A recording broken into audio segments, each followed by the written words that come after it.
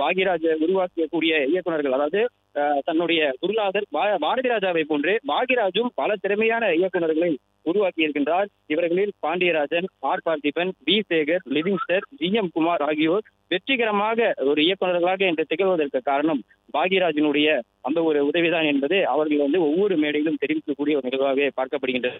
குறிப்பாக சொல்ல வேண்டும் என்றால், ஒவ்வொரு திரைப்படத்திலும் நடிப்பது மட்டும் தன்னுடைய வேலை இல்லை, பெயர் தெரியாத பல திரைப்படங்களுக்கு அடையாளம் கொடுத்த ஒரு நபராகவே பாக்யராஜ் என்றும் வாழ்ந்து வந்திருக்கின்றார். ஒவ்வொரு திரைப்படங்களினுடைய சினிமா வெளியீட்டு நிகழ்ச்சிகள், இசை வெளியீட்டு விழா நிகழ்ச்சிகள், செய்தியாளர் சந்திப்புகள் என ஒவ்வொரு நிகழ்ச்சிகளுக்குமே பாக்யராஜ் அங்க இருக்கக்கூடிய பத்திரிகையாளர்களை உற்சாகப்படுத்தும் நோக்கிலும், ரசிகர்களை இந்த திரைப்படத்தை எப்படியாவது பார்க்க வைக்க வேண்டும் என்கின்ற ஒரு நோக்கிலும் பல திரைப்படங்களினுடைய வெளியீட்டு நிகழ்ச்சியில் கலந்து கொள்வது மிகவும் முக்கிய ஒரு விஷயமாகவே பார்க்கப்படுகின்றது.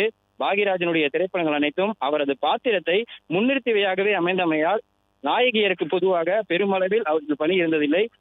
பொதுவாக பாக்யராஜனுடைய திரைப்படங்கள் ஒவ்வொன்றிலுமே பாக்யராஜனுடைய கதாபாத்திரங்கள் முன்னின்று பேசக்கூடிய ஒரு கதாபாத்திரங்களாகவே இருக்கும். பெரும்பாலும் பெரிய கதாநாயகியாகவே இருந்தாலும் பாக்யராஜனுடைய நடிப்பையும் அவருடைய திரைக்கதை அமைப்பையும் வசனத்தையும் பார்க்கும் பொழுது அந்த திரைப்படத்தில் நாயகி பெருமளவில் பேசக்கூடிய ஒரு வகையிலே இருக்காது. அப்படி இருந்தாலும் பெருமளவில் இருப்பினும் அந்த 7 நாட்கள் படத்தில் அம்பிகா மற்றும் மௌன கீதங்கள் திரைப்படத்தில் சரிதா ஆகியோர் தமது பாத்திரங்களில் திறம்பட நடித்து நற்பெயர் பெற்றிருந்தனர். பாக்யராஜனுடைய திரைப்படங்களிலும் அவரை தாண்டி ஒரு நற்பெயர் பெற்றிருக்கக்கூடிய நடிகைகளாகவே இவர்கள் பார்க்கப்படுகின்றனர்.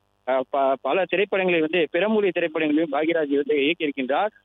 இந்தியில் பாக்யராஜ் இயக்கியிருக்கக்கூடிய ஆக்ரி ராஸ்தா எனும் ஒரு திரைப்படத்தை இந்தியில் இயக்கியிருக்கின்றார். பல படங்கள் தமிழில் வெற்றி கொடி நாட்டியமையால் ஏறக்குறைய அவரினுடைய அனைத்து படங்களும் தெலுங்கு, கன்னடம், இந்தி, மலையாளம் என அனைத்து மொழிகளிலும் அந்தந்த மொழி முன்னணி நடிகர்களால் நடிக்கப்பட்டு வெற்றி பெற்றிருக்கின்றது.